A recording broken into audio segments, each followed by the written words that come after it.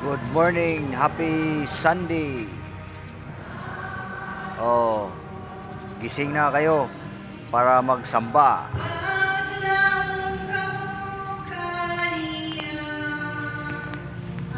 Huwag kalimutan magsamba at magdasal.